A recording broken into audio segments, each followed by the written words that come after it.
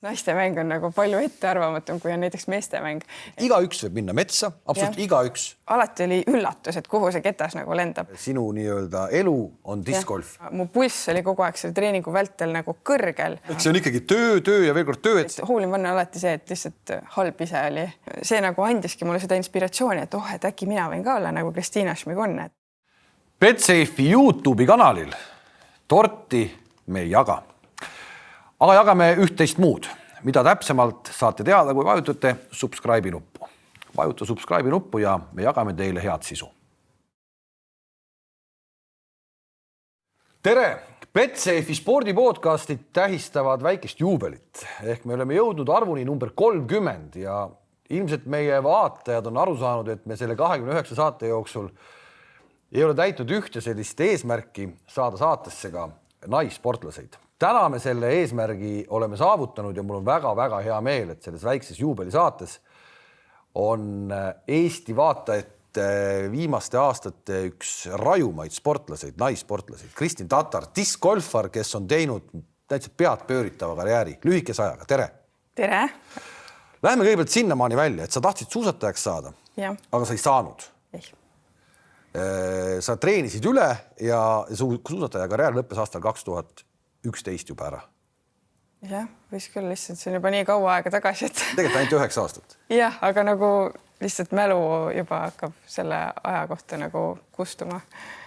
Ehk 2011 hetkel, kui Eesti suusatamine tervikuna vajus põhja, sina lõpetasid ka? Tegelikult niimoodi tuli välja küll, et kui mina olin väike, siis meil oli suusatamise siuke kuldaeg.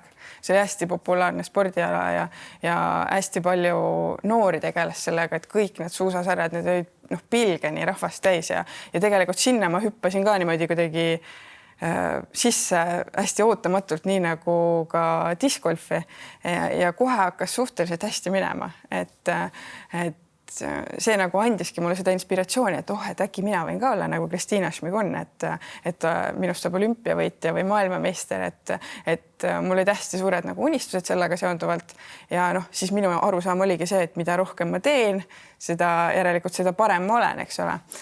Kahjuks hiljem ma sain teada, et see päris nagu nii ei käi, et oleks võinud ikka rohkem, ütleme siis treenerite nõuandeid kuulata ja selle järgi juhinduda, aga ütleme, et see isu oli nii suur, et kahjuks see viis mind siis sinna ootamatu nii-öelda lõpuni, aga nüüd nagu tagasi vaadates ma ei näe, et see oleks olnud halb. Anu Taveter ja Hille Saareb olid suusatamise treenerid? Jah, olid küll. Kas nad nagu nõudsid su käest seda kõike, mida sa tegid või sa ikkagi tõesti oma peaga paugutasid üle? Mis tähendab nagu sellisel noorel tüdrukul üle tegemine, trenni tegemine? Mis see väljendus siis? No nemad ikkagi pigem hoidsid tagasi, et eriti veel tegelikult Anu Taveter, kes siis kui ma Pärnus veel elasin, on ju, enne Audentesesse minekut, et tema küll hoidis mind kogu aeg ja hoiatas nagu, et ei ole vaja nii palju ja küll ta rääkis tegelikult mu vanematega aga mina mis see palju oli siis? Ütleme, need treeningtunnid aastas ikkagi nagu küündisid sinna, kus need, ütleme, võib-olla siis juba need täiskasvanud inimesed tegid trenne. Aga sa tegid seda nagu oma peaga? Ma ikkagi ise nagu omal initsiatiivil läksin ikkagi iga päev nagu tegin trenni ja see trenn ei olnud ka selles mõttes rahulik, vaid mu pulss oli kogu aeg selle treeningu vältel nagu kõrgel ja lõpuks oli, ma arvan, et selle viimase nagu sellise piisa sinna karikasse andis see, et ma olin just nagu haigestunud just viirusesse ja ma ei taastunud sellest viirusest korralikult ära, hakkasin jälle liiga vara nagu treenima, mis nagu mõjutaski, ütleme, seda südametööd ja kõike ja lõpuks ma olingi nii väsinud, et ma ei suutnud ei trepist kõndida ega kõik oli hästi-hästi raske minu jaoks. Et see viiski väga siuksesse, ütleme, madalasse seisu ja ma olin niivõrd kurb, ma mäletan, kui ma sealt spordiarsti juurest tagasi sõitsin, et pisarad olid silmas, et miks minuga siuke asi juhtus, et ma ju nii väga pingutasin ja ma enda arust tegin nagu kõik, et minust saaks parim sportlane ja see kõik nagu läks vastu taevast, aga tollajane see eeskuju, see Kristiina Šmiguni eeskuju noortele tüdrukutele, see oli ikkagi midagi suurt, et ta oli suur iidol, ilmselt nagu poistele ka Veerpalud ja Maed. Minu jaoks küll. Ma mäletan, et ma sõitsin, kui ma olin veel eriti pisike, sõitsin meil aias ringi suuskadega ja kujutasin ette, et ma olen Kristiina Šmigun, et ma mäletan seda nii hästi, et nagu neid mõtteid ja seda, ma kogu aeg visualiseerisin, et kuidas ma lõpuks olen seal olümpia nii-öelda rajal ja suusatan, et see oli see, mis mind kogu aeg nagu innustas, et jah, see tahtejõud nagu oli väga kõva ja just see, et mul oli nagu kellele nagu üles vaadata ja kes olid need eeskujud.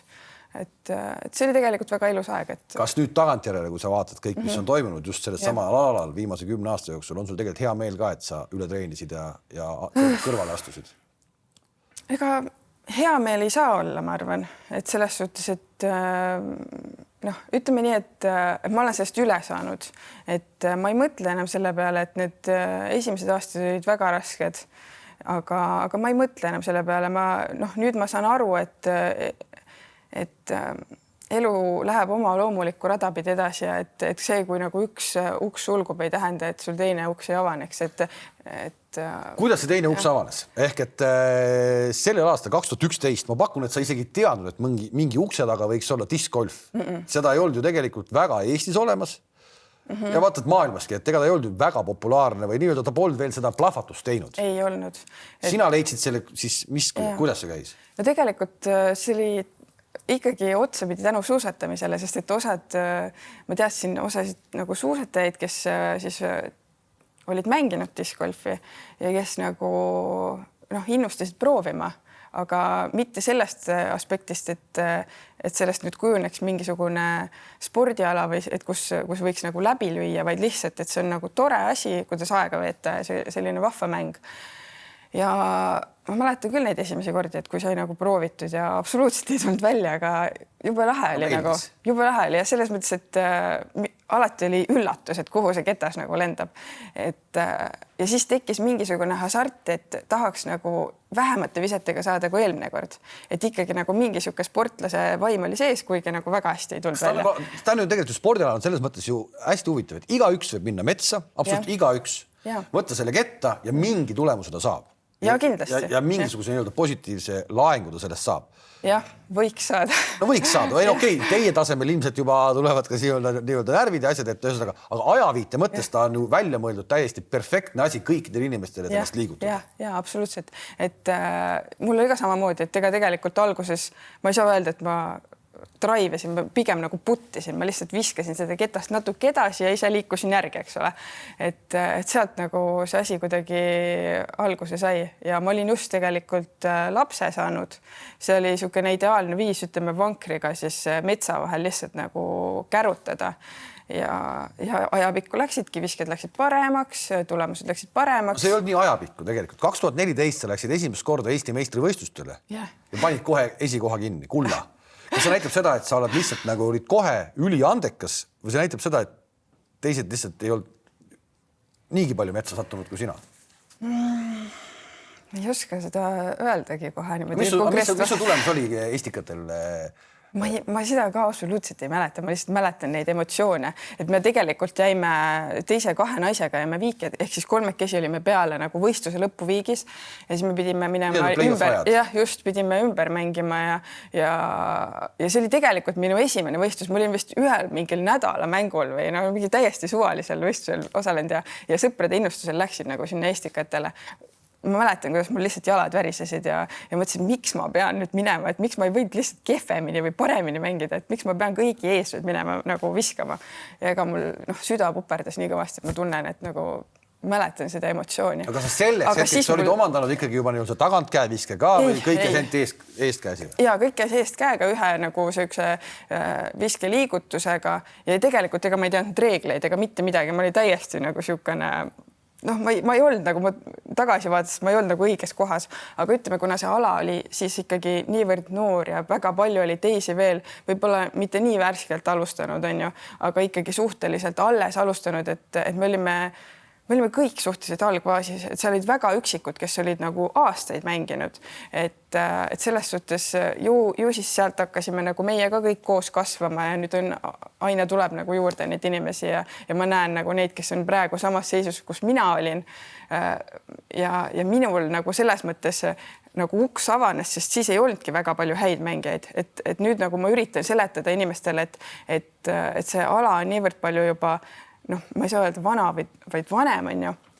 Et sul ongi mingid professionaalsemaks läinud kõvasti. Et sul on mingid head mängijad ees, et võib-olla see võrdlusmoment ongi nüüd nagu liiga suur, et mõni mõtleb, mina küll ei suuda, et vaata, tema viskab juba nii hästi, et mina ei suuda, aga kui on seda kannatust, et olla veel 10 aastat siin spordi juures, siis on kõik võimalik, et see ei juhtugi selles mõttes ikkagi üleöö, et mina olen näinud, et ma muutun iga aastaga paremaks, iga aasta rohkem kogemusi, ütleme, et oskused ka ikkagi.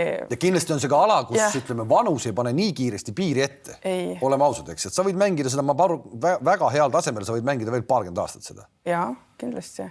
Ja meil on siin, kes on ikkagi 70 pluss ka, kes käivad põhimõtteliselt igal võistlusel kohal. Ja hiljuti ma nägin ühte 100-aastast meest, kes viskas mingisuguse maailmarekordi, ma ei mäleta, 110 meetrit. Okei. Sinu esimene välisvõistlus? Jaa. See tuli siis kohe otsa? Tegelikult ütleme jah, et kuskil Lätis ja Leedus oli selline Baltic Sea Tour, et kus siis need, ütleme siin Balti riikide diskgolfarid käisid mängimas. Seda ei saa nagu, oli küll välisvõistlus, aga ta ei olnud ikkagi selline, nagu ei olnud sellist suurvõistluse tunnet, kuna seal, ütleme, Balti riikides siin ei olnud selliseid nagu kõvasid tegijaid, et need pigem jäid sinna kuskile Soome, Rootsi ja sinna kanti on ju. Et selline kõige suurem võistlus oli siis 2016 ehk siis 2 aastat nagu hiljem Euroopa meistrivõistlused, kus nagu keegi ei olnud ka minust mitte midagi kuulnud. Ja lõpuks ma olin seal ei saanud, ma olin 4. Et ma olin kogu aeg seal nagu teisel kohal, ma mäletan, ja siis viimane päev oli hirmus siukene tuul, see oli lausa torm, me olime mere ääres seal Oulus ja see oli nii ekstreemne, et seal ega seal mingit siukest skoori oli nagu raske mängida. Tingimused võrdselt kõigile? Jaa, absoluutselt seda küll, aga ma olin kohe nagu kuidagi nii löödud ja mul ei olnud absoluutselt mingeid kogemusi ja ma olin nii närvis, et ma olen ju põhimõtteliselt medal on siin haarde ulatuses, aga siis see nagu libises käest, aga põhimõtteliselt sellel momendil ikkagi see, et ma nagu 4. olin, see ikkagi ka kuidagi avas neid uksi, et inimesed nägid, et et võib-olla see tüdruk ikkagi oskab ka midagi. Mis hetkest see tuligi, et sa võtsid selle asja, et nüüd see ongi minu sport, sa täna põhimõtteliselt sa oled proff, see on ainult sinu ainukene sissetulek, sinu nii-öelda elu on discgolf. Mis hetkel sa said aru, et davai, teeme nii? Sa said elukaaslase ka sellelt samalt alalt, Silveri, eks ole, ja temaga koos siis nii-öelda otsustasid, et lähme seda teed pidi. Jah, see oligi siis, ütleme siis peale neid euroopakaid, ma sain tegelikult sõlmisin siis lepingu Latitude 64-ga minu praeguse sponsoriga on ju. Ja siis kuidagi ütleme elukaaslane mind innustas, et ikka peaksid minema kuskile nagu näitama ennast ja välismaal ka mängima. Ja siis 2017 sai need esimesed sammud tehtud ja sai käidud USA-s ja siis nagu läksid uksed veel rohkem alla, et siis nagu ütleme põhise discgolfi siuke tuumik või see kõik, nemad on kõik USA-s, et kui sa seal nagu suudad endale nime teha või ennast nagu positiivsest küljest näidata, siis tegelikult juba sponsoril lähevad silmad särama ja ütleme, sul on rohkem selliseid jälgijaid või kaaselajaid ja see kõik nagu aitab sellele kaasa, et sealt see kõik nagu alguse sai ja iga aasta on need tulemused nagu paremaks läinud seal, et kuna see ala on just harrastajate mõttes väga populaarne, et neid on tõesti palju. Ma ei tea, oskad sa öelda palju Eestis tegelikult, kas mingi ametlike harrastajate numbrit on ka olemas, et kui mina käin siin pühapäeviti lapsega niisama 3 kettaga metsas, mina ei ole selle harrastaja, aga kas keegi on nii-öelda klubi liikmed või midagi sellist? Seal, ütleme seal, meil on selline veebileht või äpp nagu Disc Golf Metrics ja seal siis registreeritakse kõik võistlused ja siis selleks, et nendele võistlustele sina saaksid registreerida, pead omale kasutaja tegema ja minu meelest seal oli natuke alla 20 000 neid. Et ma arvan, et tegelik see harrastajate hulk on ikkagi nagu suurem. 20 000? 20, jah, kuidagi. Põhimõtteliselt me mööda otse välja, see on Eesti kõige populaarsem spordiala. No mulle tundub küll nii, et me kogu aeg nagu oma ringkonnas nagu räägime tegelikult nendest asjadest, et see on üks populaarsemaid kindlasti. Ja olla selle spordiala Eesti tippude tipp on ju päris lahe. Ma mõtlen just nende aastate peale, see on olnud täiesti nagu pöörane sõit ju, et see on nii kiiresti kõik on käinud. Jah, on küll, et see ei ole tegelikult nagu lihtne olnud, et enamus ajast mul ikkagi oli ka selline ütleme palgatöö, pluss siis peab on ju lapsega tegelema ja siis pead veel trenni tegema ja võistlustel käima ja väga palju nagu tuli see kõik nagu enda rahakoti pealt ka, et esialgu sinna võistlustele minna, omale nimi teha, on ju, kõik need reisid ja see oli meeletu kulu, see, mis nagu kõik, mis panus sinna sisse läks, aga ütleme nii, et nüüd on see ära tasunud, et mina kogu aeg nagu uskusin sellesse, et see tasub ära. Võib-olla kõik ei uskunud sellesse alati, et selles suhtes, et on raskeid aegu küll olnud, et ei ole niimoodi libedalt tund, et üks hetk mõtlen, et davai, hakkam profiks. Lähme selle juurde, kui palju seal taga tööd on? Sul ei ole ja Silveril ka minu arust. Treenerid ei ole? Ei, ise treenerid. Kas Eestis ei olegi võtta treenerit?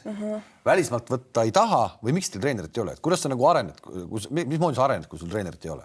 See on hästi imelik selles mõttes, et discgolfis väga ei olegi nagu niimoodi, et on mingid treenerid kellelgi või et sul on mingisugune tiim abiks, et sportlased enamjaolt ongi nagu üksinda, et sul võivad olla mingisugused mentorid ja võib-olla seal mingisugused, kes on täiesti absoluutses tipus, võib-olla kasutavad seal kellegi mingite ekspertide abi. Aga psühholoogi abi?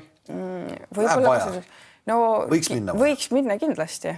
Võiks kindlasti minna, aga ütleme, mina nagu praegu ei ole väga kuskilt mingisugust abi saanud, et nüüd hilisematel aastatel me oleme siin võib-olla palunud, et kes teeks jõusaali võib-olla kava või midagi ja nii edasi, aga muidu kõik on nagu enda võib-olla kogemuste ja teadmiste pealt siis nagu kokku pandud, et kuidas paremaks saada ja tegelikult Eestis ei olegi üldse niisugust nagu mingit kutsestandardit loodud, et üldse saaks koolitada välja treenereid, et see töö ilmselt nagu käib ja kindlasti mina ilmselt tulevikus te tegite ju Silveriga oma selle discgolfi akadeemia. Seal te olete treenerid. Teie ise olete treenerid sellistele harrastajatele. Ja, et meie nagu oma kogemuste põhjal ja niimoodi oskame nii-öelda teadmisi edasi anda ja aidata ja ma usun, et enamjaolt see kõik nagu töötabki, et selles suhtes, et aga sellist kutsestandardit ei ole, et isegi kui me tahaks, siis meil ei oleks võimalik sellist asja nagu teha või mingid paberid kellelegi näidata, et ainuke asi, mida ma saangi ette näidata, on see, et näed, mina olen siin. Okei, aga räägime sellest sinu töömahust. Sina kui tippsportlane, kui palju discgolfer siis nagu trenni teeb ja millest see koosneb tegelikult? Ütleme, et enamjaolt see on ikkagi nagu mängimine, et see viskamine esialgu on see kõige tähtsam, et kui sa alustad, siis sul on kõige tähtsam lihtsalt minna ja visata ja loopida ja saada paika erinevad siis nurgad, et mis nurkade all nagu seda ketast visata, et seda ketast ju annab nagu manipuleerida, et ei ole nii, et võtan nagu riiulilt on ju ketta ja see ketas lendab igaühe jaoks ühtemoodi, et sellist asja ei ole olemas. No toome lihtsalt võib-olla, kes ei ole seda kokku puutunud selle alaga, ma arvan, neid inimesi, kes seda praegu vaatavad, on väga vähe, aga ikkagi. Ehk et natuke paralleeli tavagolfiga. Seal on drive, avalöök, teil on ka samamoodi driver, ehk nii-öelda avaketas, millega paugutatakse. See lendab põhimõtteliselt, kui vise välja tuleb, kui kaugele sellega või sa paned 130 meetrit, ma saan aru. No ma arvan, et heal päeval kindlasti. Mis see üldse see discgolfi keskmise rajapikkus on? Ta jääb ikkagi... Seda on raske öelda, sest rajad on nii erinevad, et võib olla mingi rada, mille keskmine on 70 meetrit, võib olla mingi rada, mille keskmine on 150 meetrit. Okei, aga need on kõik, ütleme siis 70 on paar 3, eks võiks olla. 150 on paar 4-5. Pigem võib ta olla ka paar 3. Ka paar 3. Aga ta oleneb ka, kuidas see fairway nii-öelda jookseb. Absoluutselt just. Et ta võib ka paar 4 olla, aga ilmselt ta oleks siis nii-öelda discgolfarite mõistes soft paar 4. Et oleneb sellest, ütleme sellest fairway joonest. Aga paar 5 tuleb ka teile mängu või on sellist on ka olemas? Jah, et siis ta peaks ikkagi olema üle 200 kindlasti. Ja sinu nii-öelda drive võiks olla õnnestumise korral 130 meetrit? Ja ütleme, see on niisugune täiega vise, et see võiks siis olla kuskil lagede peal, et ma arvan kuskil metsas kontrollitud vise niimoodi, et ma ei viska täiega, võiks jääda sinna 115 meetri kanti. Ehk nii, kuidas sa kontrollid tagantkäe viset 115 meetrit metsas, kuidas sa seda kontrollid? Esiteks valin õige ketta, on ju. Ja põhimõtteliselt... No mis on õige ketas? Sa võtad kotist, näiteks sul on kott kaasas. Sa võtad õige ketta, näitab, täiesti suvalist. Minu lemmik, ma ütlen, need, kes võib-olla siis mind teavad, on ju, minu lemmik on Saint Pro on selle nimi. Nii. Ja see on selline, ta on fairway driver. Ta ei ole nagu kõige kiirem ketas, mis on saadaval, eks ole. Ja see, et sa valid nagu aeglasema ketta, see annabki tegelikult sulle parema kontrolli, sest et tema lennujoon on palju ette arvatavam kui on ta siis ka natuke raskem nii öelda või? Ei ole, need kaalud nagu on kõigil ketastel selles mõttes jäävad sinna samma vahemikku, et mina viskan ikkagi 170 pluss kettaid, on olemas ka kergkaalus on 150 midagi, 160, mis iganes, aga ma arvan, et minu jaoks need raskemad kettad nagu töötavad paremini. Ja mida tähendab kontrollitud drive? Ehk et sa viskad selle põhimõtteliselt sinna, kuhu sa tahad mingisuguse 2-3 meetri raadiuse eksimusega või enam-vähem nii või? Või paned veel täpsemalt paika? Ütleme nii, et minu esmane eesmärk oleks siis seal metsas tabada nii-öelda seda käppi või nagu ütleme seda fairway'd siis. Et ja ütleme, et kuskil 80% jõuga panen ta sinna tehniliselt korrektselt teele, siis ma usaldan, et ta teeks. 10-10? 10-10 kindlasti mitte. Ma arvan, et 10-8 võib-olla. 80% sa virutad sellesse sinna kohta, kus sa tahad sellele drive'i ära? Kui ma olen heas vormis kindlasti ja ma olen puhanud, et selles suhtes, et eks neid variatsioone tekib alati discgolfis, et ei ole niimoodi, et keegi teeb ideaalselt, et seal hästi palju oleneb nagu sellest tehnilisest joonest ka, et kui sa tegelikult midagi nagu teed valesti või astud selles viimase sammu kuskile valele poole, siis võib see, sellest oleneb kohe see kettalend. Drive'i puhul sa võtad hoogu, on seal mingi kindlad sammud ka, palju sa võtad hoogu? Jah. 2-3, rohkem vist pole mõtet või on või? Kui ütleme sinna 3-4. 3-4 isegi ikkagi, jah? Et sa täitsa nagu ikkagi juba jooksed?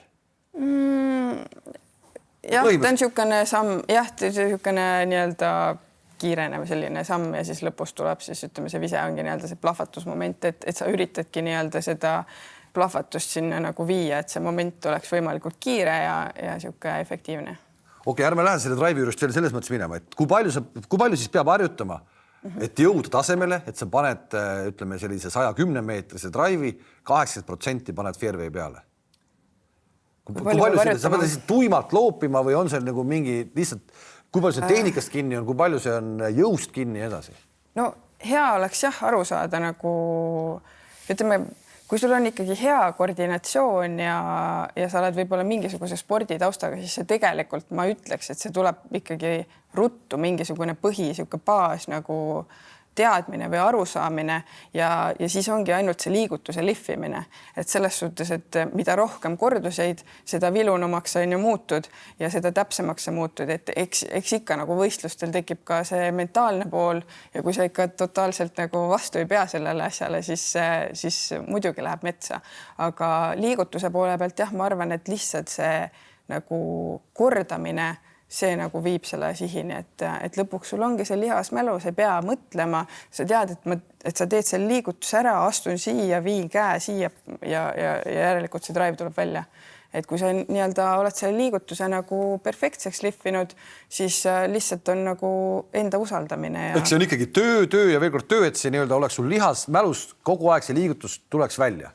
Mina ütleks küll, et ei maksa nagu üle mõelda, et tuleb lihtsalt see liigutus nagu saada endal täpseks ja siis ennast usaldada nagu sellel õigel momendil, et ma usun küll, et esialgu lihtsalt see liigutuse lihvimine, kordamine, proovime seda ketast visata nii-öelda erinevate nurkadega, tundma õppimine, et kuidas mingi ketas lendab, see nagu lõpuks viib sind ikkagi sihile. Sinu drive, paljud ütlevad, et on maailma konkreetselt kõige parem üldse. Ehk et sa nii kaugele, kui sina paugutad, tegelikult drive'i naiste hulgas, väga palju ei ole neid.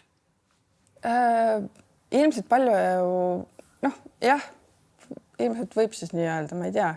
Et ütleme, praegu valitsev maailmameister Paige Pierce, kes on niisugune... Keda sa oled võitnud?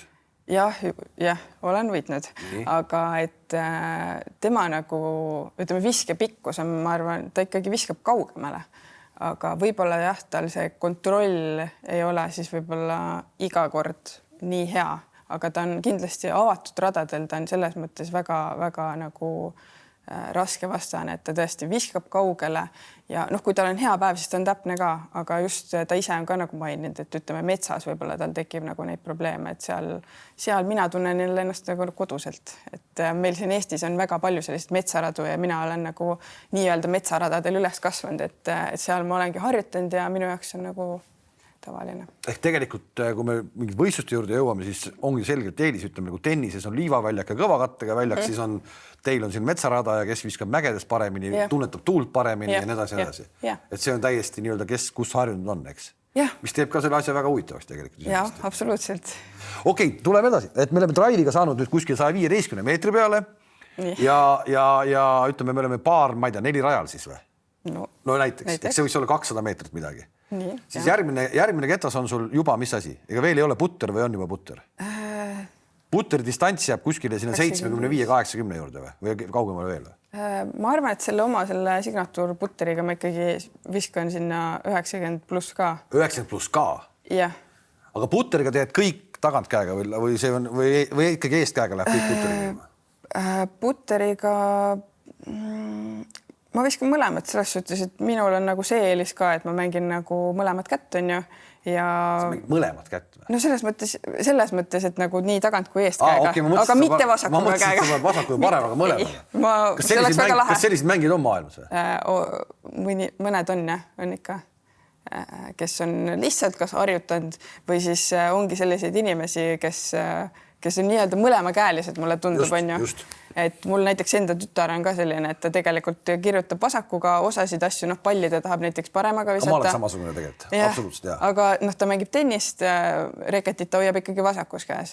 Et selles suhtes, aga visata on tal vaja paremaga ja mingeid asju ta veel teeb paremaga. Minu jaoks täiesti arusaamatu jalgpallis tahab paremaga lüüa. Et sellised inimesi ikka on.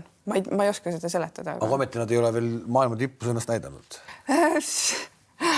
No seal profide ringkonnas ikkagi mõned on, kes tegelikult mängivad paremaga, siis järsku viskab vasakuga mingit teist kätt või mingit lühikest visat, et selles suhtes mõned on, aga ma ei ütleks, et see on selline asi, mida nagu väga palju kasutatakse. Okei, aga ikkagi, milline see sinu selline distants hakkab olema, kus sa ikkagi ründad juba nii-öelda ka siis korvi, jah? Et kus sa lähed ikkagi reaalselt, ma nüüd ikkagi proovid juba ära panna. Ma arvan, et ta peab jääma sinna nii-öelda 20 meetri sisse. Nii lähedal tegelikult, jah? No tegelikult see ei ole lähedal. Aga kui sa ütled, et sa paned 10-8 drive'i fairway peale sinna, kus sa tahad, 110 meetrit, eks? Et siis korvi ründad 20 meetri pealt, tundub, et võiks ka 50 pealt proovida, jah? See oleneb situatsioonist, et ütleme, et 50 meetri pealt ma nii-öelda selle puti liigutusega välja ei viska. Et ma pean ikkagi arvestama, et ma viskan nagu puttimisliigutusega korvini välja ja et ma suudan olla enam-vähem ikkagi nagu täpne, et ma ei pea panema 110% sinna. Et selle järgi ma nagu hindan ära, et kui ma tunnen, et ma pean liiga palju pingutama, siis järelikult selle kettalend ei ole nagu ette aimatav, mis võib tähendada seda, et ma viskan kuhu iganes on ju ja see jälle teeb järgmise viske raskemaks, et selles suhtes see kõik nagu tuleks nagu läbi mängida. Aga ütleme, et mingites situatsioonides võib ka 50 meetri pealt seda korvi rünnata, aga siis sa pead juba tegema sellise viskeliigutuse nii-öelda. Et see kõik jah oleneb situatsioonist, et igalt poolt on võimalik sisse visata, tiiala pealt on ka tegelikult võimalik sisse visata, et kui agressiivne keegi on. Tiiala pealt sa oled teinud, discgolfis tuleb ikkagi hole in one palju rohkem kui tavagolfis, et palju sul neid kokku on? Üks meil äkki isegi võimalik panna sinna taustaks mängima. Ma ei tea, kas meil on see või ei ole, aga palju sul neid kokku on? Minu arust on 16. No näeme, nüüd me näeme seda. Kui sa kommenteerid, et kus sa siis täpselt nüüd? See on Tšehhis, Konopistes. Päris ilus, eks ole? See on päris uskupatu. Tundub lihtne, eks? Aga palju sa ütlesid, 16 hole in one on sul? Jah, mis tegelikult ei ole üldse palju.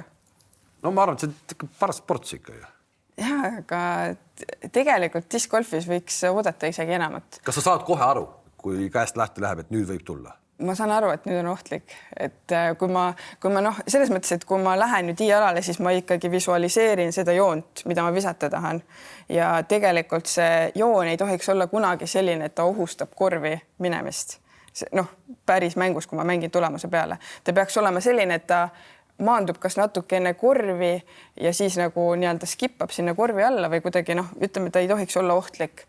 Ja kui ta käest ära läheb, siis ma ikka saan aru, kui kõrgus oli vale või mis iganes, et selles või tugevus oli liiga palju, et siis teinekord lihtsalt ütleme, et hole-in-one on alati see, et lihtsalt halb ise oli ja siis sa said nagu siukse õnneliku breigi nii-öelda. See on iseenesest huvitav, et kui sa tood jälle tavagolfi tood nagu kõrvale juurde, siis sa ütled, et pigem, et jääb lühikseks. Tavagolfis on alati nii, et kui sa greeni peal mängid, siis kunagi öeldakse ära, kui sa lühikseks jätad, siis sa sisse auku lüüa ei saa. Okay. Siis ta pole võimalik, et läheb sisse, eks. Alati, kas ikkagi natukene sa pead lööma tugevam, et läheks august üle, et annab võimaluse auku minna.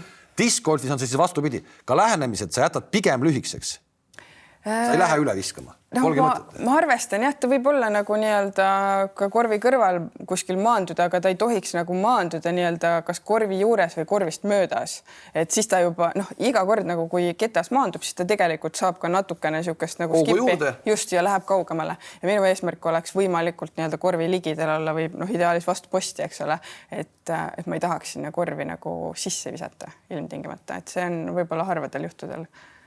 Kas discgolfis me saame kuidagi sellise greeni ala kuidagi ära siis ka nagu ütleme märgistada, et ja kus kohas discgolfis nii-öelda võitjad ikkagi ära otsustatakse. Ehk tavagolfis ma toon jälle lihtsalt näitasin, paar aastat tagasi olid juunioride Euroopa meistrivõistlused Eestis ja üks Prantsuse tüdruk oli tohutult suur favoriit. Esimene päev täiega kärssas oma puttamistega. Ta veetis pärast võistlust, pärast ringi 4 tundi, oli greeni peal ja lihtsalt tagus seda nii-öelda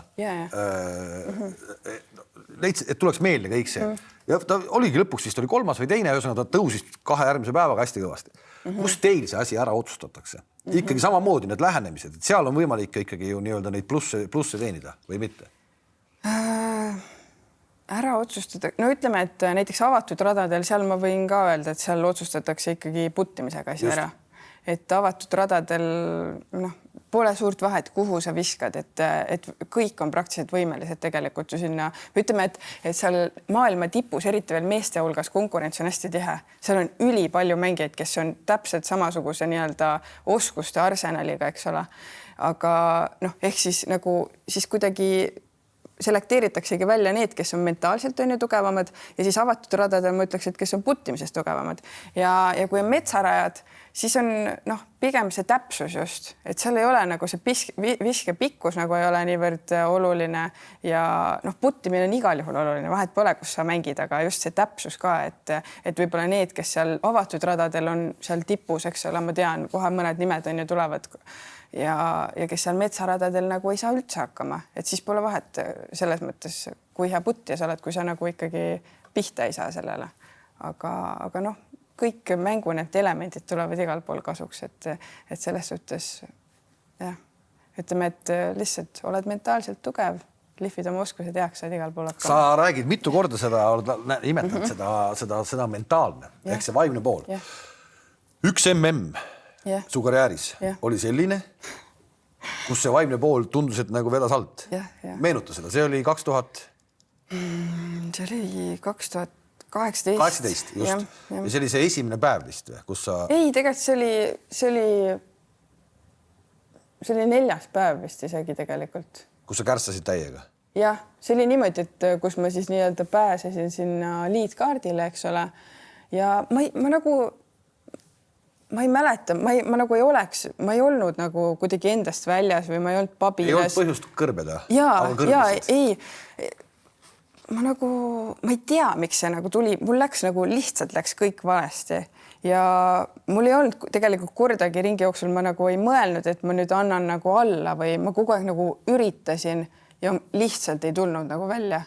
Ja võib-olla ma tõesti olin lihtsalt nagu ei olnud valmis või olin nõrk, aga tegelikult selleks ajaks mul oli juba kogemusi päris palju. Ma olin olnud väga palju juba pildis, et mul sellist nagu... Aga ehmatas see kogemus sind sellisena, nagu ma olin hästi õnnetu. Kuidas sa sellest üle said? Ma olin nii õnnetu. kuidas ma üle sain? Ega ma siis... Mingi hetk tunne, et kurat, ma ei oskagi seda mängu. Jah, selles suhtes oli... Tegelikult see oligi niimoodi, et see ring oli ära. No ma olin tohutult õnnetu, ma olin ikka siuke pisarates õnnetu. Aga ma teadsin, et ega see jaite vahet ei ole nagu, et see asi on nagu toimunud juba, ma ei saa nagu seda enam muuta, eks ole. Et ainuke asi, mis ma nüüd teha saan, on minna seda finaalringi, mis MM on 5-päevane. Et finaalringi minna mängima, anda endast parim ja siis on see kõik läbi. Et mul on uued võimalused ja pole vaja selle peale rohkem enam mõelda. Ja tegelikult, kui ma läksin seda 5. ringi nagu mängima, siis ma esimesel rajal võtsin 8. Ehk siis... Pluss mingi... See on pari 4 kohe oli see esimene... Pluss 4 panid esimesed rajad kohe. Ja, võtsin 8. Ja peaks mängima põhimõtteliselt ikkagi alla. Ja see on väga, tegelikult see on ülilihtne rada, et ma oleks võinud vabalt 3 võtta. Aga ühesõnaga ma võtsin 8, me nimetame seda lumememmeks ja siis ma mõtlesin, et kuidas see võimalik on, et ma tulen siia, ma olin valmis selleks, et ma lähen mängin selle ringi nagu hästi ära.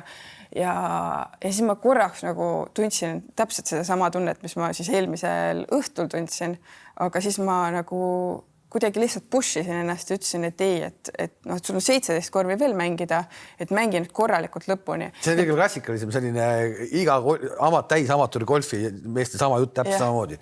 Kui läheb, sa jõuad nii-öelda päästa küll. No teie tasemel ilmselt seda päästmist nagu selles mõttes ikkagi enam ei ole. Kui sa võtad esimesele 8, siis saad nagu tagasi mängida, teised ju ikkagi nii palju ei eksi. No oleneb selles suhtes, et tegelikult selleni tahtsin jõuda, et ülejäänud ringi ma olin siis tegelikult igal korvil olin 20 meetri sees, ehk siis ma olin igal korvil nagu nii-öelda mul oli siuke puti variant või pördi variant, eks ole. Ja paljusid ma neist muidugi ei realiseerinud, aga lihtsalt see tunne, et ma nagu suutsin seljatada, ütleme selle... Said jälle pihta asjale? Et see nagu andis mulle mentaalselt nii palju nagu siukest tuge või väge, et ma ei, vahet ei ole, mis juhtub, siis mängi edasi. Ja tegelikult discgolfis mina küll ei ütleks, et võistlus on nagu läbi. Et eriti veel naistemängus, sest naistemäng on nagu palju ettearvamatum, kui on näiteks meestemäng, et vastased võivad eksida väga imelikes kohtades mõned. Et selles suhtes nagu... nagu ma isegi, et alati võib juhtuda siukseid ettearvamatusi, et tähtis on just see, et sa nagu totaalselt ei laguneks või alla ei annaks, et ma tegelikult tean, et ma oskan mängida, ma olen ju osanud hästi mängida, et miks ma siis nüüd ei peaks oskama. Et ikka juhtub siukseid väikseid eksimusi, et Aga sa ei läinud sellega kohe mingi nii-öelda, et võtaks mingi spordipsühholoogi, kellest palju räägitakse, said sellest ise üle?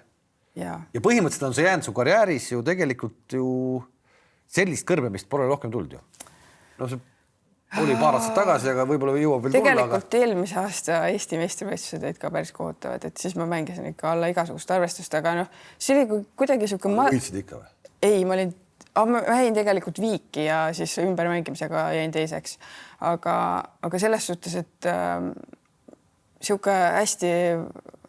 keeruline aeg oli lihtsalt, et nagu kuidagi hästi väsinud olin ja nagu ei jõudnud enam kuidagi mängida. Ja mõtlesingi, et kas ma üldse nüüd jaksan sinna USA-sse minna, et tegelikult ma teadsin, et peale Eesti meistrivõistluseid kohe on see USA nagu reis ees ootamas. Ja see oli jälle see nii-öelda teine moment, kus ma nii-öelda näitasin, et ma oskan nagu asjadest välja tulla, saan hakkama, kui on raske. Et siis ma tegin ju kõige parema nagu siukse nii-öelda USA reisi eelmine aasta. Et lõpuks see kulmineeruski selle... US Openi võiduga. Jah, just. Et sellest oli nagu hea välja tulla. Sinna tahtsimegi jõuda. US Openi võit on discgolfi maailmas.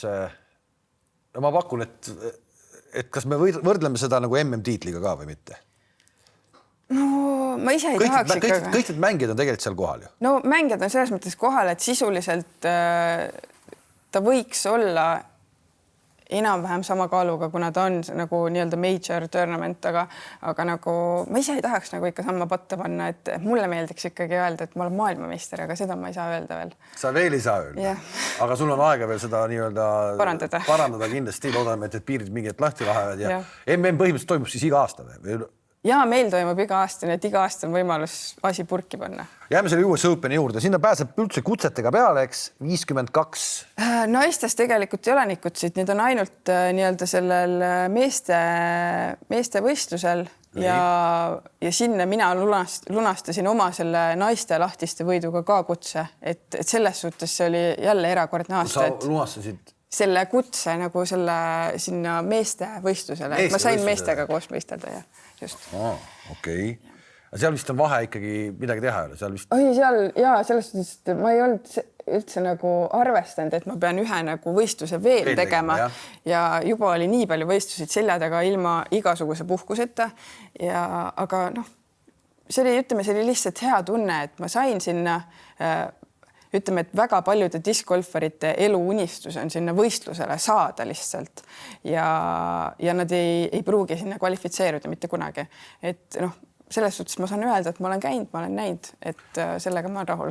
US Openi ikkagi võit, me ei saa sellest üle ega ümber, see on ikkagi sinu jaoks tänasel päeval karjääri kõige suurem saavutus. See tegid selle võistluse -17 oli vist äkki see lõpptulemus. Võib-olla, jah. Kas -17, ütleme rajad on küll erinevad, aga ikkagi -17 on ikkagi tulemus, mis garanteerib sulle vaata, et kõikidel võistlustel, 3-päevasel võistlusel ikkagi kõrge koha.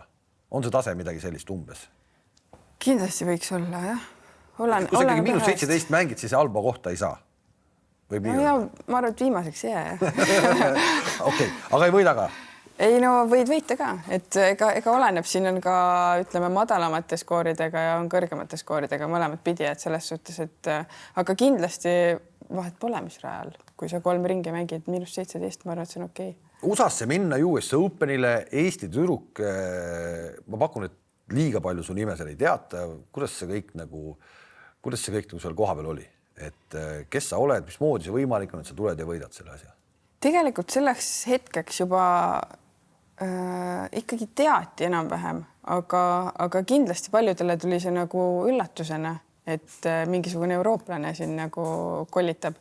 Aga ma arvan, et mind võeti selles mõttes väga hästi vastu, et ütleme, seal on alati nagu enam-vähem samad näod, kes seal ütleme esikolmikus on, kes võib-olla võistlevad selle võidu nimel, et nende jaoks kindlasti fännide jaoks nagu oli see nii-öelda värskendav või niisugune uus ja huvitav ja et just sul on nagu mina olin ikkagi nii-öelda see underdog võib-olla siis mingis mõttes on ju, et ma tundsin väga palju niisugust positiivsust ja väga palju sellist toetust ka nagu sealt ütleme kohalikelt ja väga palju tuldi juurde, öeldakse ükseid häid sõnu. Eestis pigem võiks mõelda kuidagi, et äkki ikkagi nagu hakatakse kaikad kodrasse loopima, et kes sa siuke oled, et miks sa tuled? Jah, ei tea, ei olnud, et väga, ütleme, et see discgolfi kommuun on tegelikult väga sõbralik, et ma ei, minu meelest nagu niisugust võib-olla väga üksikutesse mängijatesse võib suhtuda nagu niimoodi natukene vaadatakse viltu, aga enamasti ikkagi kõik ikkagi toetatakse ja ollakse niisugune ollakse on see päris toetus või nagu kuidagi nagu eks kindlasti on inimesi, kes lihtsalt teevad häid nägusid aga ma ütlen ausalt, on sellised, kes tulevad, sõidavad kohale, tulevad, tahavad, ma ei tea, et autogrammi saada lihtsalt kette peale või pilti teha või sellist asja nagu Eestis ei näe, et Eesti inimene on ikkagi vaatab mujale. Oleme ausad, et see discgolf on millegipärast kuidagi jäänud täna Eestis kajastuse poolest kuidagi nagu täiesti vaeslapse rolli ka. Ehk et ta ju on ju täiesti, kui nii palju harrastajaid on, siis järelikult oleks ka sellele ju asjale vaatajaid, kui näiteks kui nii edasi. Näiteks see sama US Openi ülekanne on ju täiesti professionaalse tasemel tehtud, seda on täitsa huvitav ju vaadata. Ja. Ehk et siin me võiksime kuidagi nagu sammu edasi astuda küll selle asjaga. Jah, ma arvan, et ma loodan, et Eesti Discgolfi Liit tegeleb selle asjaga, et kindlasti mulle mõjuks ka see hästi. Okei, aga tuleme selle US Openi juurde tagasi. Et kirjelda nüüd seda hetke, viimane rada, sa tead, et kõik on tegelikult sinu kätes. Viimane rada, nüüd oli see juba nii enesekindel sooritus, et sa juba teadsid, et siit sa enam ära ei värista. See oli hästi sõnastatud. Ütleme nii, et las ma mõtlen 1-2. Kuskil 2 rada enne lõppu. Või tegelikult see mõte käis mul kuskil vist 4 rada enne lõppu peast läbi, et ma vaatasin skoore ja tegelikult ma mõtlesin, et tegelikult peaks olema suht juba nagu safe nii-öelda. Aga siis ma nagu kohe lülitasin ümber ja mõtlesin selle peale, et sul on 4 rada mängida, et keskendu sellele viskele, mis sa tegema pead ja pärast rõõmusta, kui läheb hästi, on ju. Et ma üritasin neid mõtteid vältida, ma tean, et see ühe korra tuli mulle pähe, aga ma üritasin nagu neid mõtteid ise ignoreerida, keskendusingi ainult sellele, mis oli vaja teha selleks, et see võistlus läbi oleks.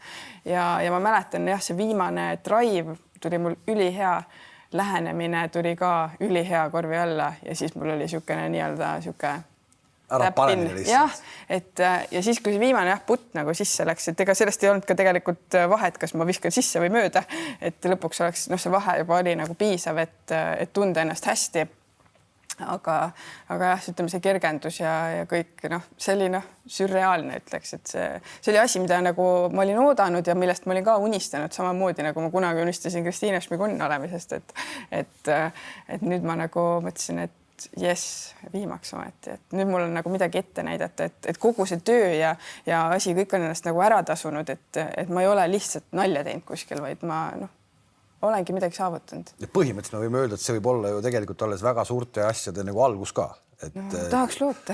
Siit võib ju rahulikult, ma nagu enne ütlesime, 15-20 aastat edasi minna täpselt sama hooga. Ja sulle meeldib ka jätkuvalt. Kuule, aga kuidas see tehnilise poole pealt nagu välja näeb selles mõttes, et kui me vaatame jälle tavagolfi, siis on seal kädidel, tippmängijatel kädid, kes oskavad sulle rada ette rääkida, et seal on niimoodi ja vali see kaigas ja tee niimoodi ja edasi. Kuidas sul on see? Sa lähed võõrasse kohta, võõrad rajad, kas sa käid need ennem lihtsalt läbi, teed endale märkmed, kus on mingid puud, künkad, kivid, midagi sellist? Jaa, ma ikkagi mängin läbi mitu korda võistlusrada, on ju.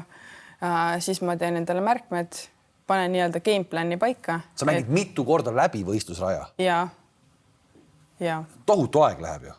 Jaa, sellepärast ma ütlesingi, et tegelikult kuskil nädal ikkagi varem kohale. Ehk nagu rallisõitjatel sõidad nagu paar päeva nagu katseid läbi. Ja just. Ja sa mängid lihtsalt läbi rada? Mängin läbi rada. Katsetan erinevaid variante, mis kettaga, kui agressiivne kuskil olla, siis mul on kohe nagu teada, et mis ma nagu tegema pean, kus mingi ketas valida. Igal juhul nagu jälgin oma mänguplaani, mis ma olen siis endale kirja pannud, olenemata sellest, mis on ju teised mängijad võib-olla teevad.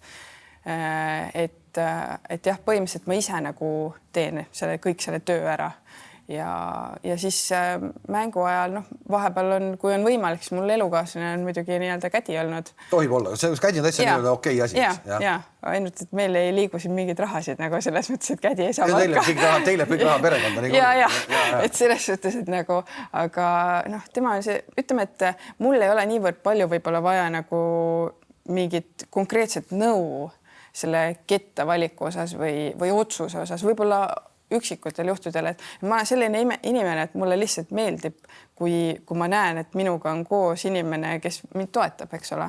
Et see on jälle niisugune ka jälle niisugune psühholoogilises mõttes aspekt. Aga on ta midagi ära käkkinud sul? Vaata see, ütleme, et see on naiste ja meeste suhetes alati niimoodi, et kui ta ütleb mulle mingi asja ja ma teen selle ära ja mul midagi läheb metsa, siis ikka mees peab süüdi jääma. ei, ma ei süüdista teda, aga selles suhtes, et selles suhtes ei saa öelda, et ta oleks midagi ära käkkinud. Ei. Ta enda mängija karjääri on mingis mõttes ohverdanud sinu peale ka või kuidas see on? Ma ise ei tahaks uskuda seda küll. Ei ole. Või on mingid jutud, et on... Ei, absoluutselt. Mina ei tea. Ma küsin praegu, kui ta nii palju aitab sind ja läbi jalutab radasid, siis kas ta... Ei, tema ju mängib ka selles suhtes, et me käime alati ju koos, eks ole, võistlemas. Me reeglina mängime ikkagi samadel ju võistlustel ehk siis harjutame samasid radasid. Tema teeb enda jaoks nii-öelda seda mänguplaani. Mina teen enda jaoks, et lihtsalt nii-öelda oleme üksteisele nagu heaks seltsiks. Kuule, aga jõuame rahade juurde ka. Jaa. Mina olen kuulnud, et diskgolfis Eestiski on täitsa okei auna rahad, et kuidagi mingi kamp koguneb, pannakse pott ja siis võitja võtab selle poti. Et täitsa amatöörmängijad suudavad ka nädalavahetust natuke siin raha teenida. See võib nii täitsa nii olla, eks? No mingit raha kindlasti saab. Palju US Openi võitja raha teenib? ütleme nii, et ma teenin piisavalt, et nagu okeilt ära elada, et nagu selles suhtes, et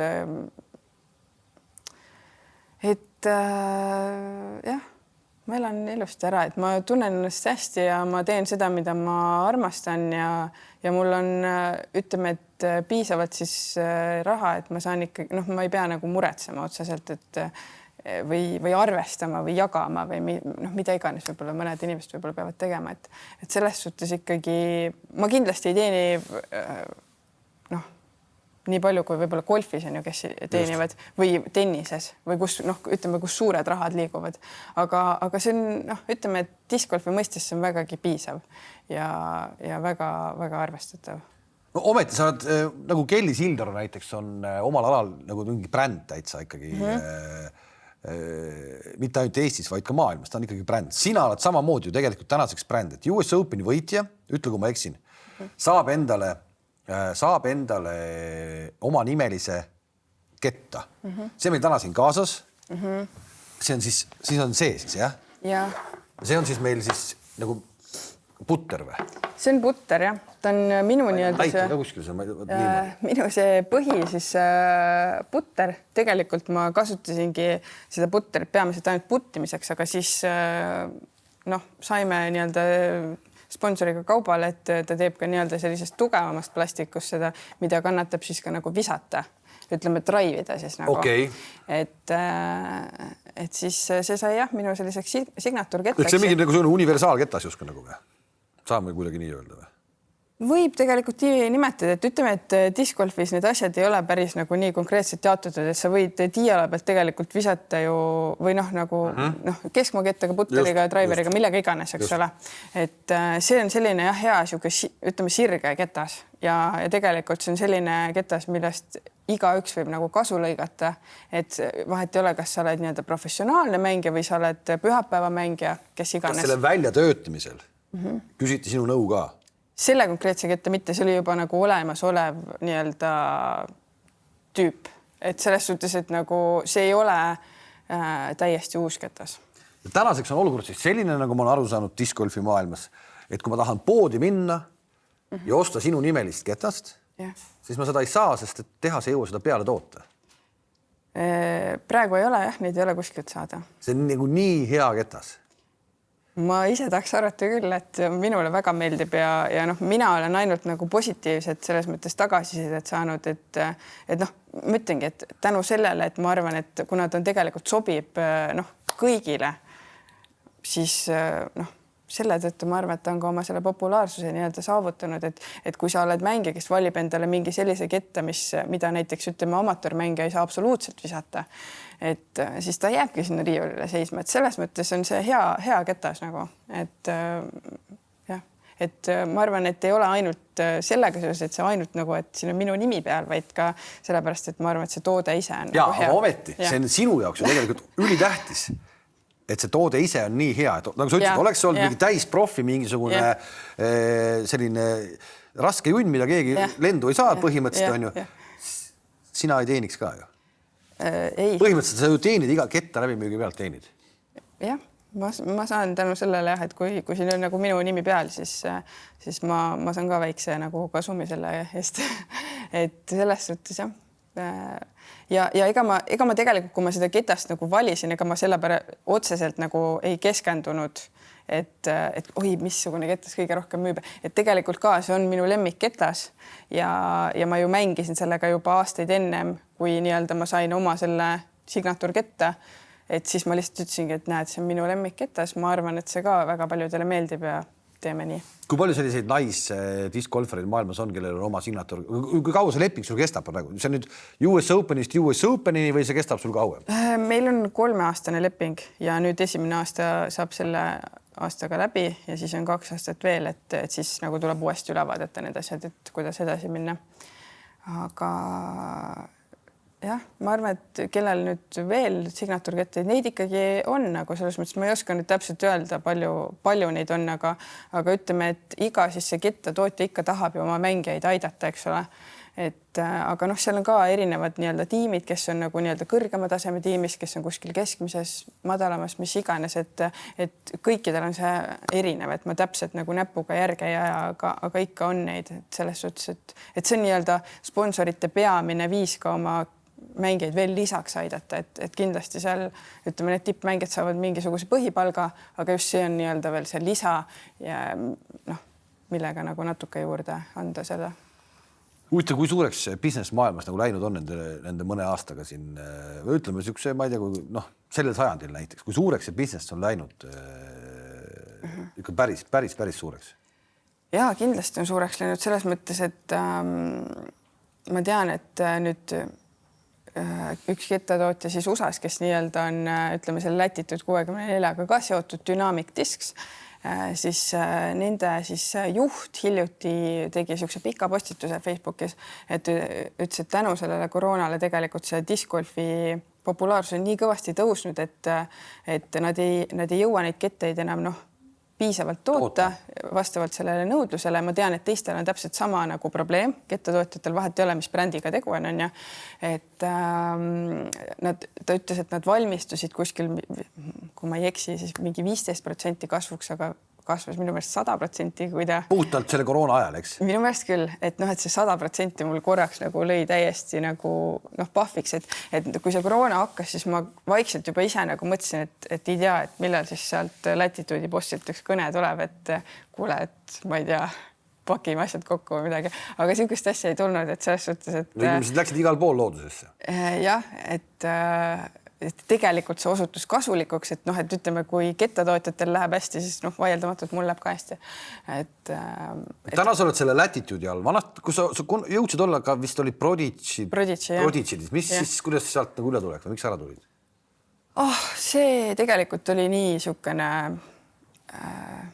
algeline, ütleme, värk, et see noh, mul oli küll see kiri oli selja peal, aga ega tegelikult see nagu noh, selles mõttes ma ei olnud veel võib-olla nii palju ennast nagu näidanud, et olla mingisugune tõsine tiimimängija. Et seal oli jah, niisugune väike toetus, niisugune sümboolne, et kannad meie logosid ja kõik, aga ütleme, et see tõeline nagu nii-öelda sponsoreerimine või aitamine tuli siis nagu Latitude'i lepinguga.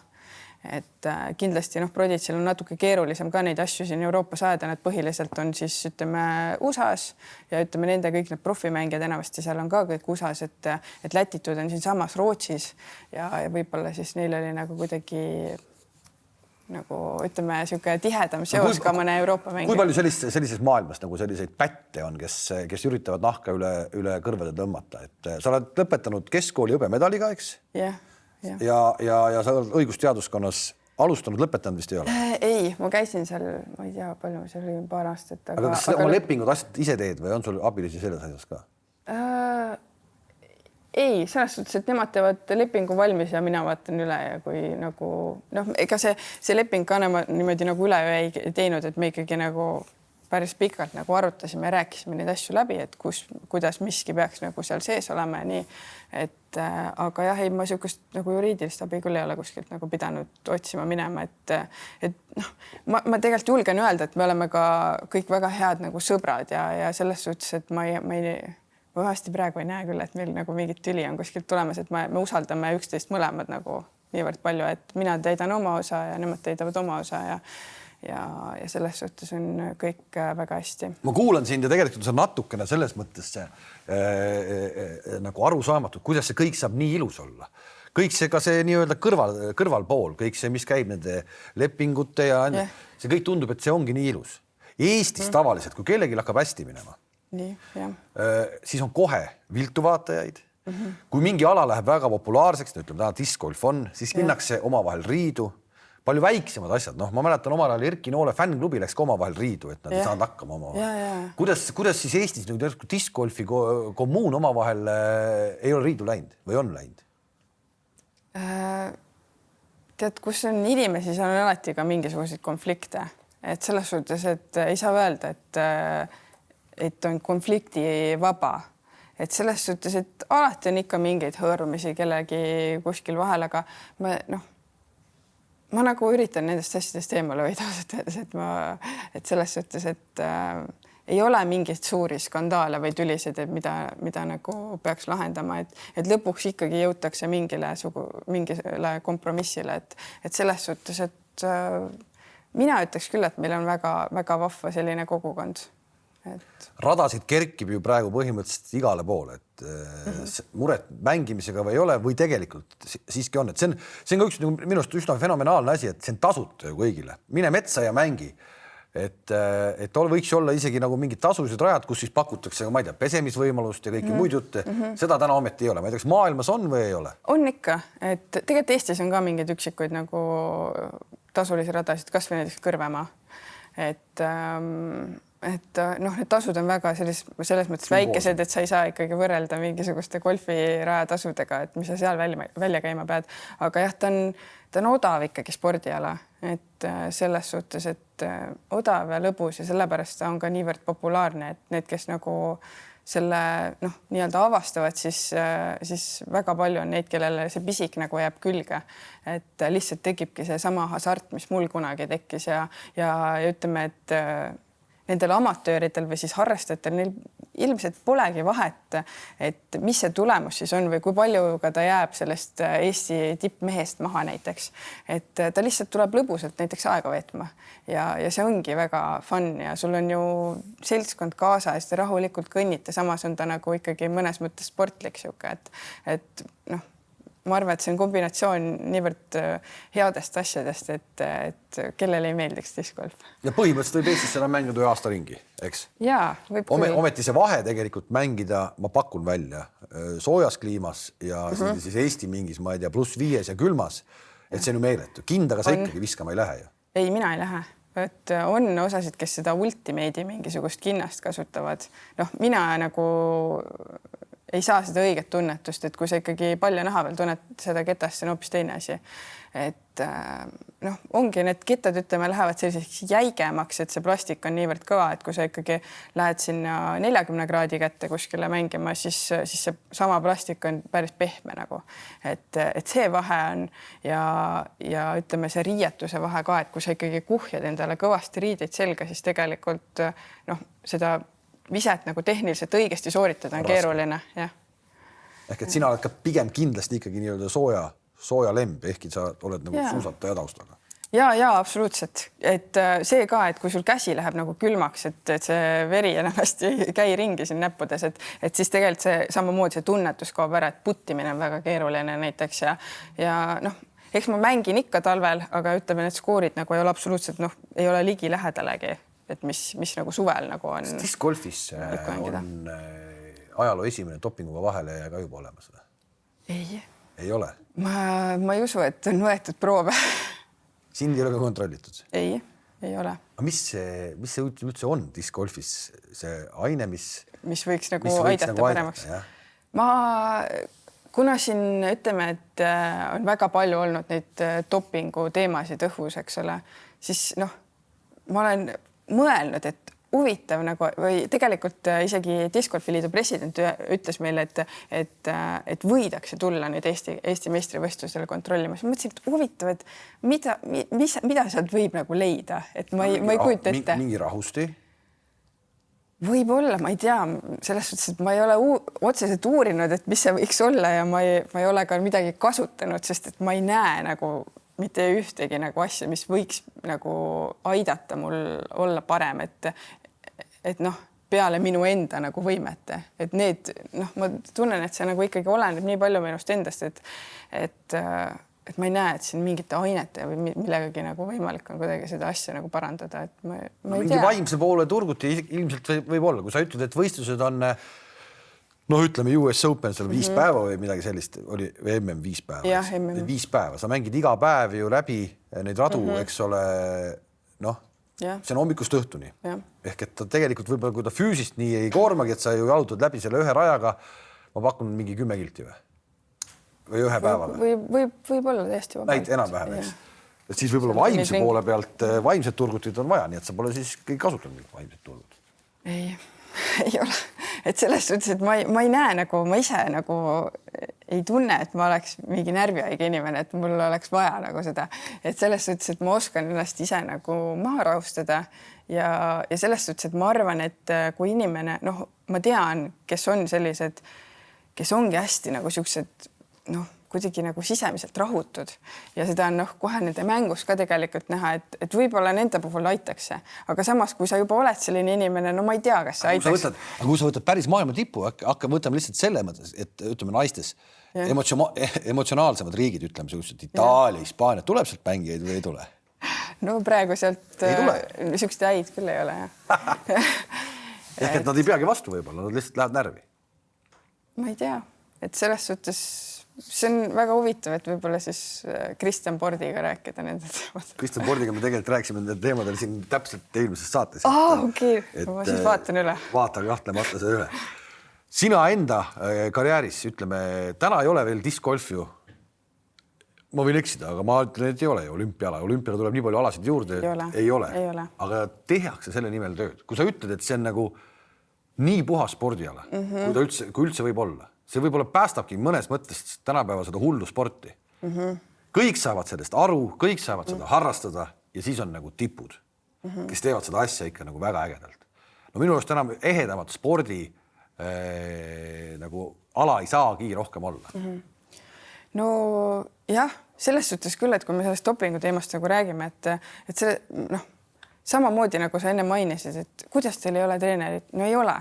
Meil ei ole mingisugust arstlikku meeskonda, mitte kellelgi ei ole seda taga, et kust kohast need dopingud saavad tulla üldse. Et nagu selles mõttes, et tegelikult, kui ikkagi juhtub suured pahandused, hakatakse vaatama, mis kõik on pahasti sees inimestel. Ma ei kujuta, et need peavad olema mingi kindla taustaga inimesed, sellepärast, et keskmisele discgolfarile ei jää siuke asi näppu nagu, et see, ma ei kujuta ette siukest asja ja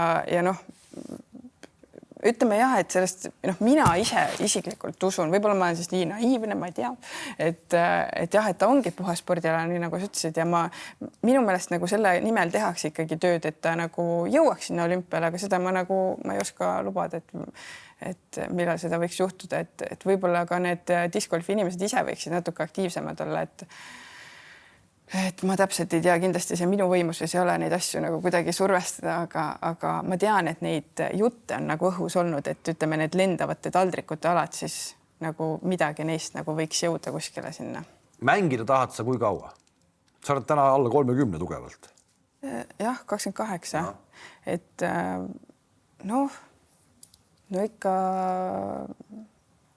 sinna 30 keskpaigani kindlasti tahaks mängida ja siis vaatab, kuidas enesetunne ja kõik on, et selles suhtes ma näen ju naisi, kes seal on ligi 40 ja mängivad väga hästi ja mängivad seal tipus, et selles suhtes, et ma arvan, et neid piire seal ei ole, et ise võib-olla siis paned endale mingi hetk selle piiri, et kas tahaks lihtsalt mingi pausi teha, sest et ütleme kõik aastad on praktiliselt ühesugused, et nüüd see koroona aasta oli teistsugune, et sai nagu kodus olla, aga muidu eks ta ikkagi muutub hästi nagu siukseks tüütuks, et oled suvel kogu aeg kuskil nagu lennus ja pole siukest nagu aega kodus olla ja selles suhtes ta võib väsitavaks osutuda, et kindlasti võib-olla millalgi see vaheaasta võiks tulla, aga samas see aasta juba oli vaheaasta. See aasta juba oli vaheaasta.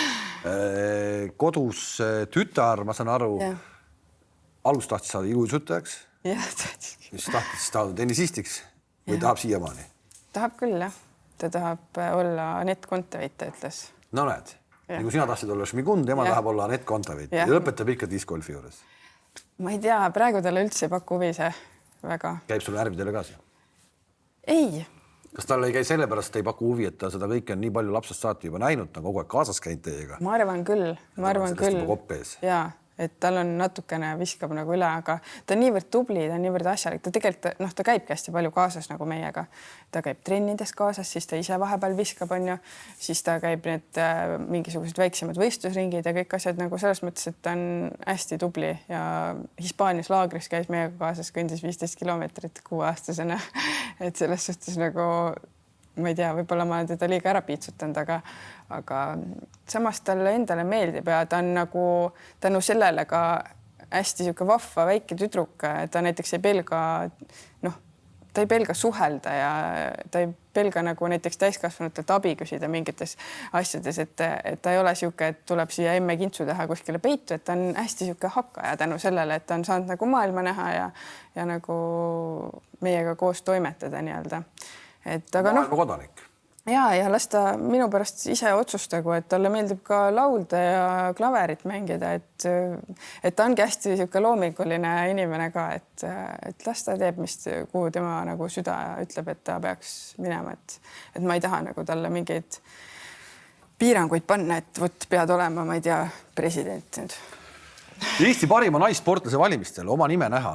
Sa olid ju seal nimekirjas. Üllatas see sind? Ja. Miks?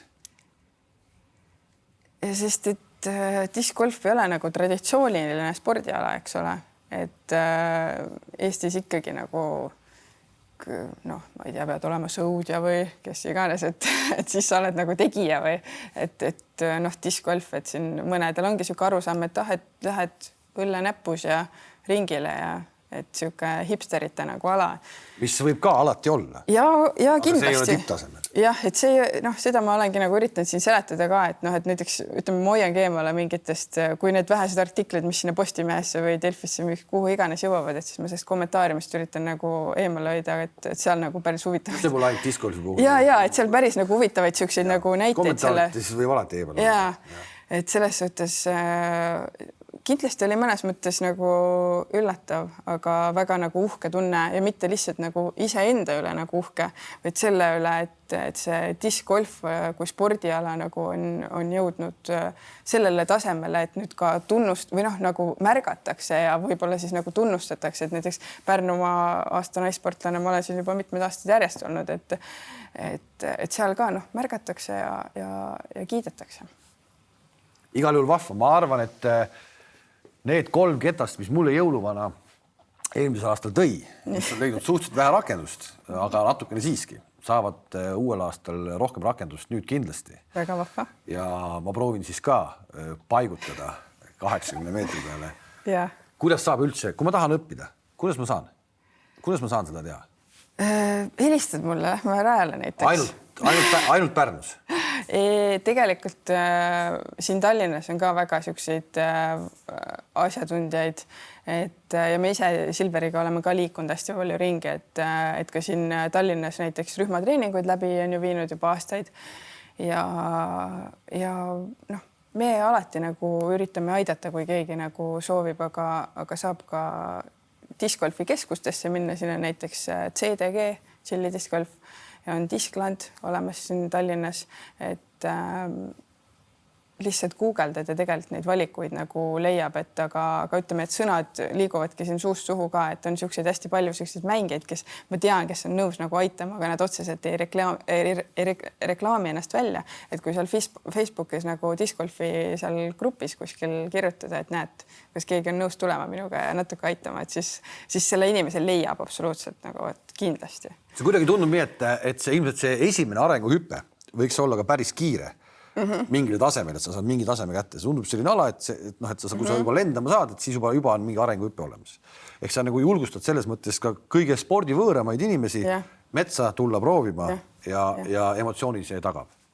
Ja, absoluutselt. Et need esimesed õpetussõnad, kes ei taha võib-olla üldse nagu kellegagi kokku puutuda, eks ole, ükskõik kas koroona tõttu või lihtsalt ei meeldi ennast näidata, et siis hästi palju on YouTube'is ka igasuguseid mingeid õppevideoid ja noh, need on viimaste aastate teema, mis siin kõik välja on tulnud, et lihtsalt räägitakse sulle ära, näed, siuksed on reeglid, viska niipidi ja niipidi on ju, ja siis saad minna kohe metsa nagu proovima sõpradega, et ma tean, et noh, vähemasti meil siin Pärnus on küll laenutuse kettad ka nagu olemas, et kindlasti, kus on mingid spordikeskused või hooned kuskil juures, et sealt saab ka laenutada, et võib minna kohe proovima niimoodi, et sa isegi ei pea ostma endale seda ketast, et võtad selle 1 euro eest selle laenuks selle ketta ja saad ära proovida ja meie Silveriga oleme väga palju teinud ka nagu ettevõtetele koolitusi, kes ka väga positiivselt on seda vastu võtnud, et enamus neist nagu polegi kunagi kokku puutunud, siis saavad korra nagu selle asja läbi teha ja kohe on silmad säravad. No mul on terve pinutäis sõpru, kes üldse mängida ei oska, aga garaažid on täis kettaid ostetud. Okay. Mis sa neile soovitad? Ehk tegelikult... No neile ma soovitakski jääda mingi paari ketta juurde esialgu, õppida neid nagu viskama. Aga nad ei tule välja, siis kohe vaja uus ketas, sest neid on palju, eks ole? Neid on väga palju, et need, kes meil näiteks eratreeningutel käivad ka, et noh, et tulevad suur kott on, eks ole, nagu kaasas on ju, siis küsin, et kaua mängid oled, et ma koroona ajal mais alustasin, et mul oli okei, et noh, et natuke nagu liiga võib-olla kiiresti need asjad nagu edasi läinud, et noh, et mina mängisin, ma arvan, esimest Eestikat, ma arvan, mingi 5 kettaga või. Saab mängitud küll. Ja, et selles suhtes väga, ja enne seda ma mängisin lihtsalt mingi 1 kettaga, et siis suvalt. Soovita muidugi siis see ka saada. Ja võtke see minu ketas, et seda pole kuskilt saada, muidu soovitaks, aga... Okei, ma igal juhul väga tänan ja ma loodan tõesti, et see sinu karjäär läheb täpselt nii nagu läheb, et me saame ükskord öelda ka maailmameister. Ma ka loodan. Ehk see on su nii-öelda suurim unistus üldse. Ja siis discgolfi hakkaksid Eestis mängima absoluutselt kõik inimesed. See võib täitsa juhtuda nii, sest tõesti see mäng on nakatav. Ja nagu kuulsite, ei ole vaja palju kettaid, piisab ka 5, et ma ostan 2 tükki juurde ja juba pääseb. On kõik olemas. Okei, väga hea. Aitäh, et sa tulid ja edu sulle. Aitäh kutsumast.